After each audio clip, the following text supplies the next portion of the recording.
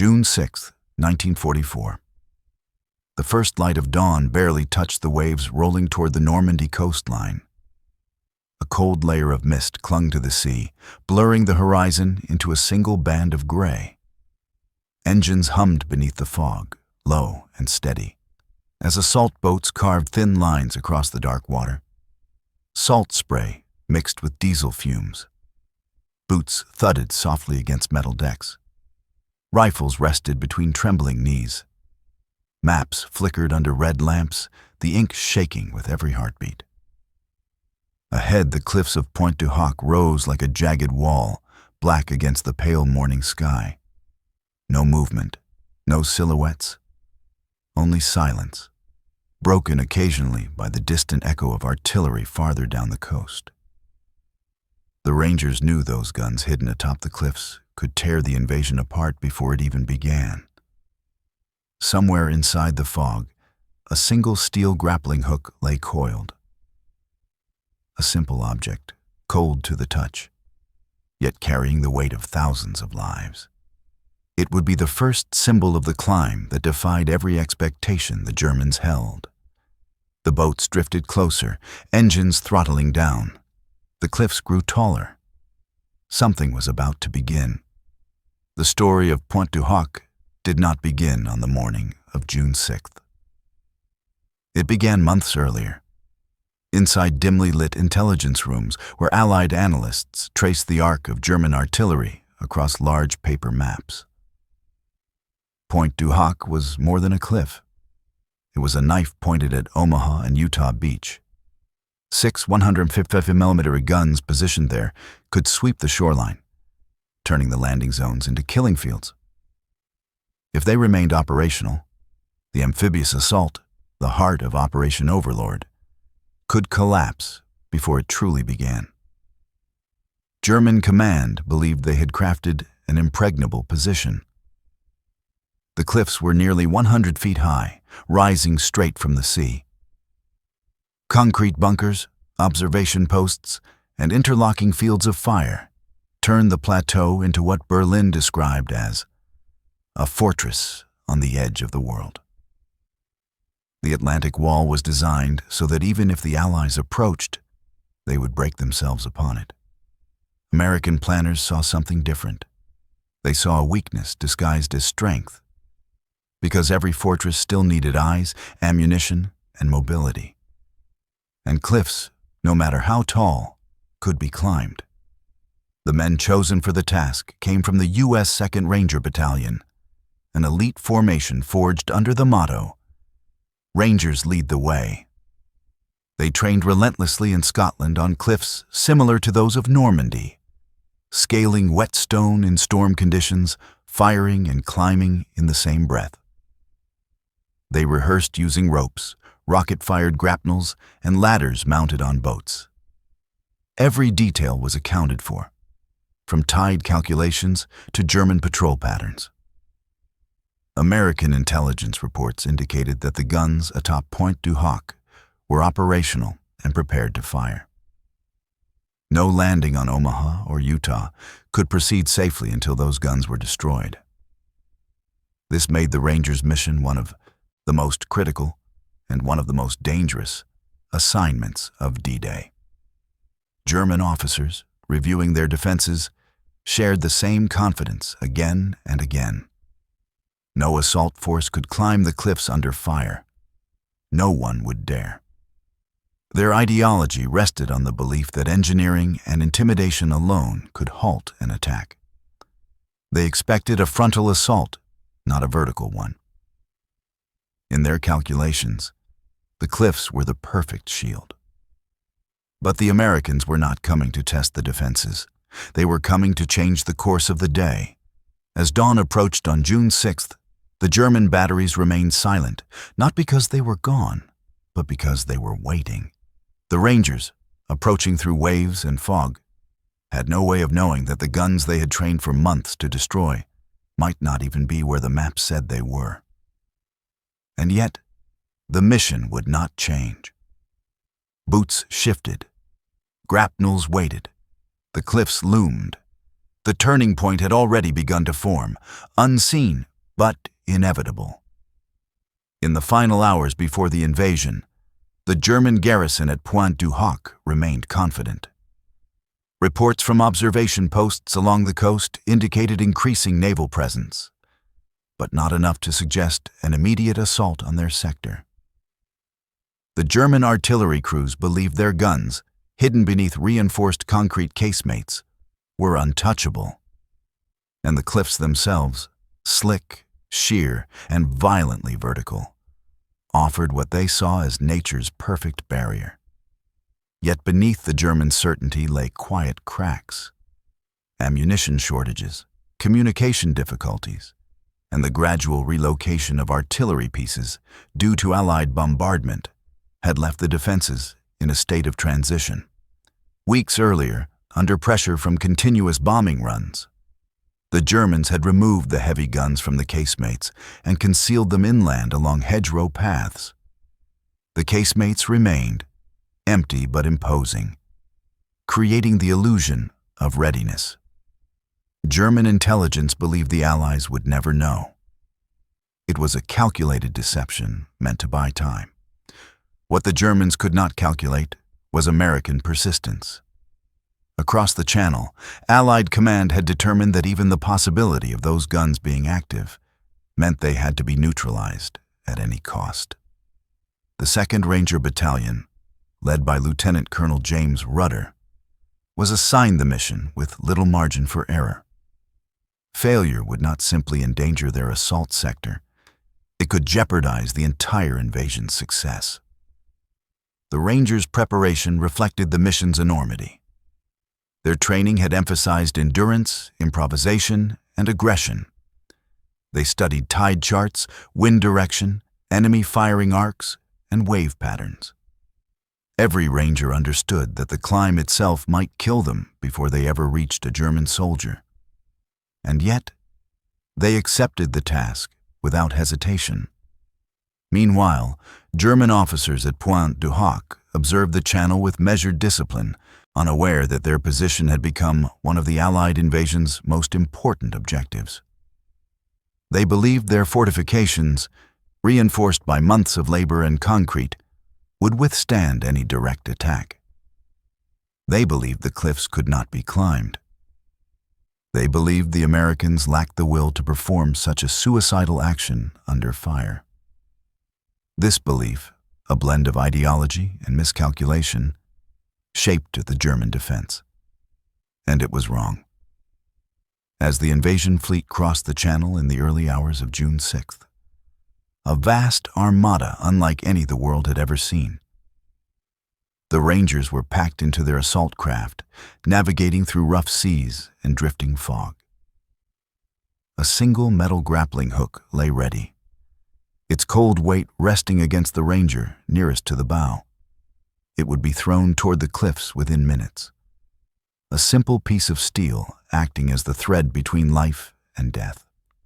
The greatest amphibious operation in history was unfolding across dozens of miles of coastline. And at one small point on the map, Pointe du Hoc, a handful of men were preparing to strike the first blow in a battle that could decide the fate of the day. The context was set. Everything was in motion. From the American side, the mission to seize Pointe du Hoc carried the weight of necessity rather than glory. The Rangers understood that their success or failure would influence the survival of tens of thousands landing on Omaha and Utah. This created a uniquely human angle, ordinary volunteers bearing an extraordinary burden. Many were young, farm boys, factory workers, clerks, shaped not by ideology but by training, discipline, and a shared conviction that the mission had to be completed, no matter the cost. Exhaustion, seasickness, and fear pressed on them as heavily as the gear they carried. Yet none of it altered their resolve. Tactically, the operation demonstrated the clash between engineering confidence and adaptive ingenuity. German fortifications were designed according to strict doctrine. Concrete casemates, fields of fire, barbed wire, and vertical obstacles. The Atlantic Wall embodied an ideology that believed structure and height alone could stop an enemy. The American approach, by contrast, emphasized mobility and improvisation. They carried rocket-fired grapnels, extension ladders taken from London fire brigades, and climbing ropes hardened with pitch. Tools that seemed primitive would soon overpower structures built with mathematical precision. Technologically, the Germans relied on heavy artillery and reinforced emplacements to control the battlefield. But on D-Day morning, many of those guns were missing, removed for protection. The casemates remained empty, misleading observers into thinking the guns were still there. This misalignment between appearance and operational reality reflected a broader flaw in German wartime decision-making: the belief that symbolism could substitute for readiness. Leadership played a crucial role on both sides. Lieutenant Colonel James Rudder had selected and shaped the Rangers with an emphasis on initiative and courage. He knew the climb might cost him half his battalion, yet he still accepted the mission. German leadership, meanwhile, was limited by rigid command structures. Orders to relocate artillery had been carried out, but front-line units were not always informed of the broader strategy. This fractured understanding left the defense strong in appearance, but weaker in functionality. Finally, the psychological angle revealed the stark difference between what the Germans expected and what they actually faced. German officers assumed the cliffs created a natural shield no sane soldier would attempt to scale under machine gun fire. They expected hesitation, disorganization, fear. Instead, they saw ropes rising from the sea like a web of determination, Rangers climbing with relentless momentum despite casualties. The Germans had prepared for a frontal assault, not a vertical one. And the shock of seeing Americans ascend the impossible marked the beginning of their unraveling. The angles were clear. The climb would redefine them all. Another angle lies in the contrast between German ideological confidence and American logistical power. German fortifications at Pointe du Hoc were built with the conviction that fixed defenses could dictate the pace of war. Concrete, steel, and elevation were seen as decisive instruments, symbols of permanence in a conflict defined by rapid movement. Yet the Americans approached warfare differently. They trusted adaptability, supply, and the ability to solve problems with simple, effective tools. The grappling hook became a quiet emblem of this contrast. An object requiring no electricity, no machinery, no ideology. It represented a logistical truth, that sometimes the simplest equipment, delivered in overwhelming quantity and used with courage, could defeat the most elaborate defenses. The enemy's psychological perspective revealed an even deeper divide. German officers stationed at Pointe du Hoc had been conditioned to believe in the superiority of their engineering and soldiers.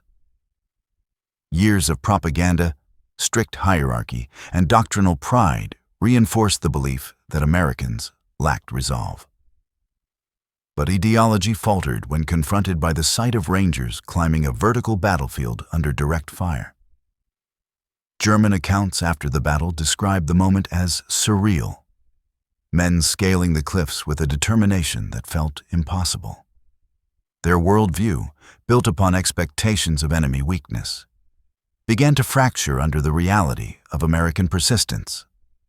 From the American perspective, another powerful angle emerges: leadership under uncertainty. Rudder's Rangers had incomplete intelligence, shifting weather, and unpredictable seas, yet they pushed forward. Radios failed, boats were scattered, and some craft were sunk before landfall. Still, the battalion reorganized on the water, adjusted landing points, and executed the mission without waiting for perfect conditions. This flexibility, a core attribute of American tactical culture, contrasted sharply with German inflexibility. Where German officers waited for orders and clarity, the Rangers acted with initiative. A final angle centers on the symbolic power of height. Pointe du Hoc represented dominance. Whoever controlled the cliffs controlled the sea below. To the Germans, height symbolized superiority, a literal vantage point over the enemy. To the Americans, height became a challenge rather than a deterrent. The climb itself was not just tactical, but psychological. Rising from sea level to the fortified ridge mirrored the larger story of the Allied invasion. A force rising from uncertainty and chaos to establish control over Europe's future. Each angle deepened the significance of the coming moment. When the Rangers began their ascent, they were not only fighting German soldiers, they were confronting expectations, ideology, and the belief that the cliffs themselves were invincible. Now, with every perspective aligned, the decisive moment approached. The turning point began the moment the Rangers' boats broke through the final layer of fog, and the cliffs rose in full, unforgiving view. At approximately 06:40, the first assault craft surged toward the base of Pointe du Hoc. German defenders, alerted by the sudden presence of hulls cutting through the gray water, opened fire. Machine gun tracers sliced downward like burning threads, stitching the sea. Mortars burst against the waves, throwing plumes of spray into the air. The steel hulls shuddered with every impact, but the Rangers pressed forward. The boats grounded, ramps dropped, and the world narrowed to the wet stone towering above them. Ropes flew upward, fired from rocket launchers or thrown by hand, snapping against the cliff face before catching on ledges. The climbing began. Rangers scaled the cliff under a rain of grenades and rifle fire. Some ropes were cut, climbers fell, others swung wildly as waves slammed against the base, but still they climbed. Boots scraped for purchase. Fingers dug into cracks. The recurring symbol, the cold grappling hook, now carried the weight of the entire invasion. Each hook embedded in stone represented another chance for survival, another step toward the plateau where the guns were believed to be. German officers watching from above were stunned. They had expected chaos in the boats, surrender in the water, panic on the beach. They had not imagined men would ascend the cliff itself.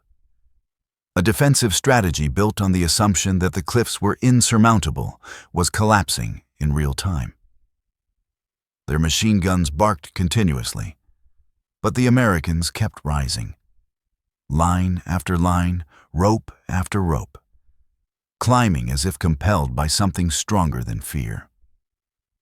By 7:08, the first Rangers reached the top, emerging over the edge drenched, scraped, and breathing hard. They did not pause.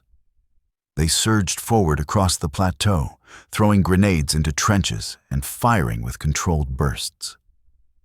The Germans reeled at the sudden presence of attackers among them, their carefully planned defensive arcs disrupted by an assault from below rather than from the beach. Yet another shock awaited the Rangers. The casemates designed to protect 6 150mm guns, the very guns that threatened Omaha and Utah, stood empty. Smoke and debris filled the air, but the guns themselves were nowhere to be found. The maps were wrong. Intelligence had aged. The mission's core objective seemed to vanish beneath a ruined roof of reinforced concrete.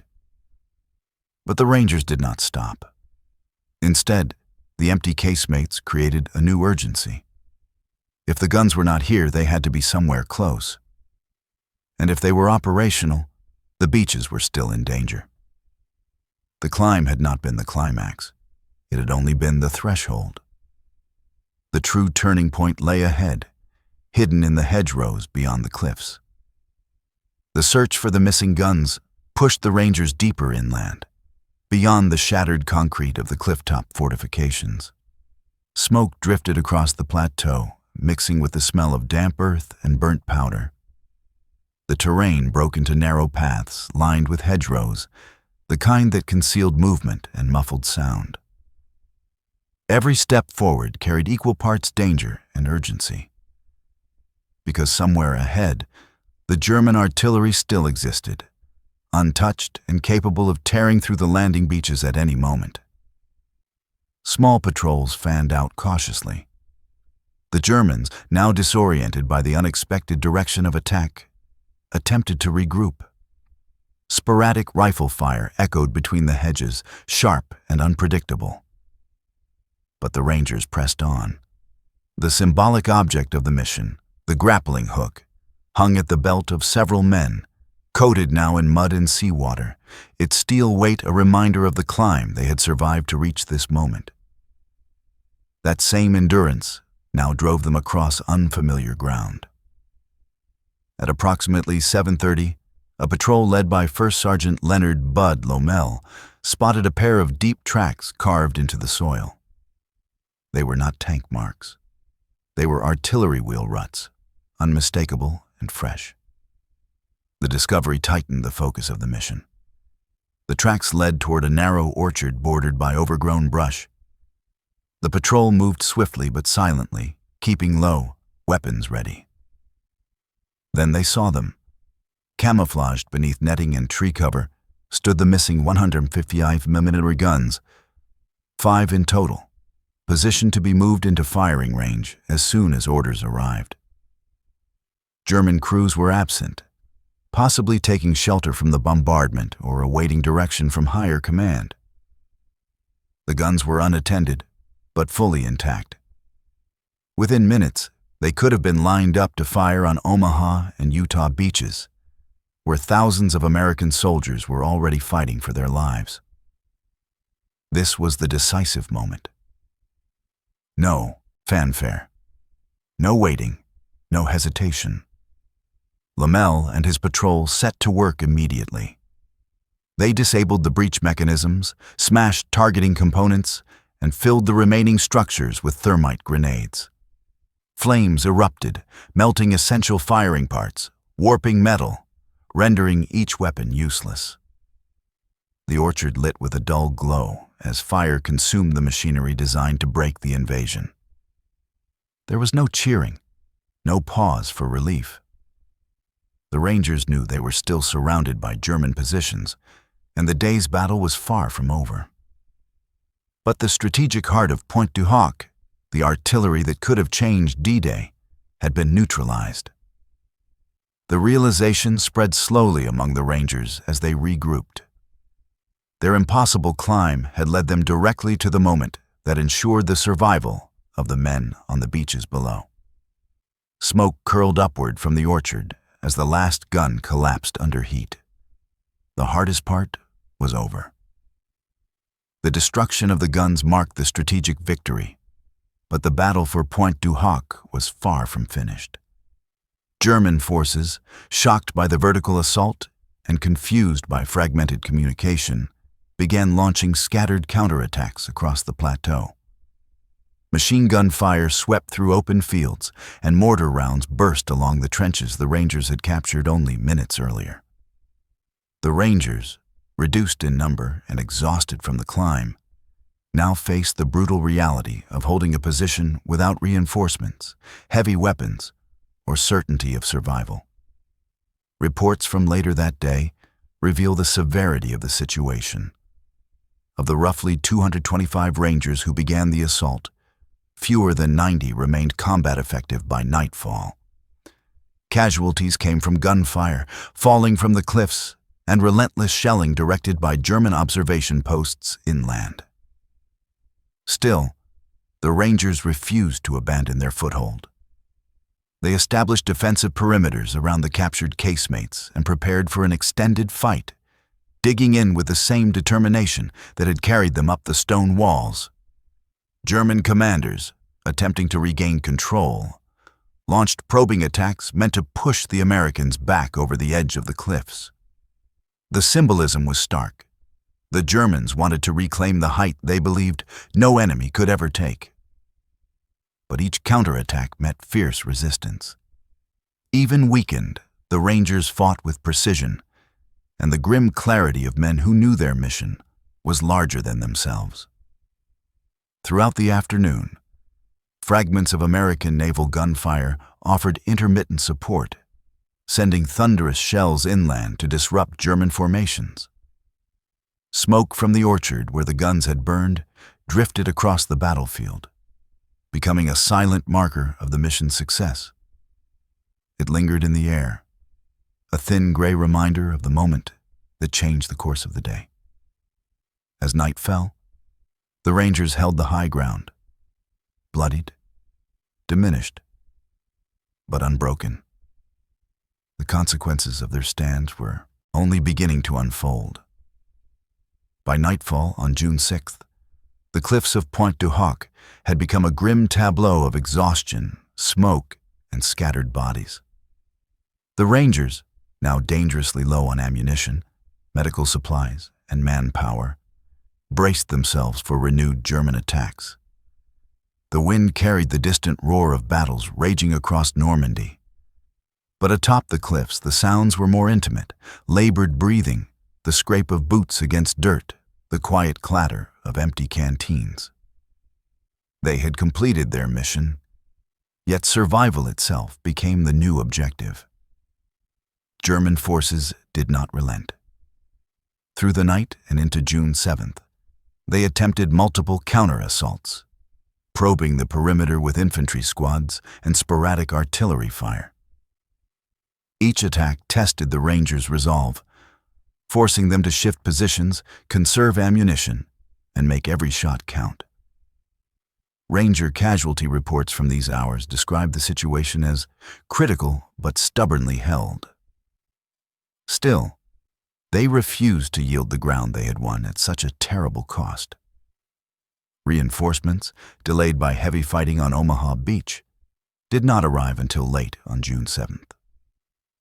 When elements of the 116th Infantry Regiment finally reached the battered Rangers, they found men who had endured nearly 2 days of combat with minimal supplies. Faces darkened by smoke, hands torn from rope burns, uniforms soaked by sea spray and blood. Yet the position held firm, a testament to their resilience. Official after-action reports later determined that if the guns at Pointe du Hoc had remained operational, they could have inflicted catastrophic damage on the landings below. The Rangers' destruction of these guns, combined with their defense of the cliffs, ensured the integrity of the American beachheads. Their actions preserved the momentum of the Normandy invasion, setting the stage for the long liberation of Western Europe. The grappling hook, that simple piece of steel, still lay near the edge of the cliff, half buried in dirt and sand. It had carried them upward. Now it remained as quiet evidence of what had been done. The battle was over. When the gun's smoke finally drifted out to sea and the echoes of battle faded from the cliffs, Pointe du Hoc stood not only as a battlefield, but as a symbol of something deeper, the triumph of determination over certainty. The Germans had built their confidence into the stone itself, shaping concrete and elevation into a fortress they believed no enemy would dare to scale. Yet the Rangers climbed anyway. They rose against the cliff face with nothing but ropes, grit, and the quiet resolve that the mission mattered more than their own survival. In the broader arc of the war, the assault on Pointe du Hoc revealed a truth that would shape the conflict's remaining years. Ideology could not withstand adaptability. Fortresses could not stop momentum, and expectations could crumble when ordinary men did extraordinary things. The grappling hook, cold, simple, almost primitive, became a symbol of American ingenuity and persistence. It cut through the fog of war with the same clarity that logistics, industry, and willpower would bring to the Allied campaign across Europe. The Rangers' victory did not end the war, but it safeguarded the landings that would make liberation possible. Each step up the cliff, each burned piece of artillery, Each defensive stand carved out the space for armies to advance inland and reshape the future of the continent. And when the last ranger looked down at the broken shoreline below, he saw not just the height he had conquered, but the weight he had carried. Proof that even the strongest walls can fall when met with unshakable resolve. In that quiet, battered space atop the cliffs, the truth became impossible to ignore.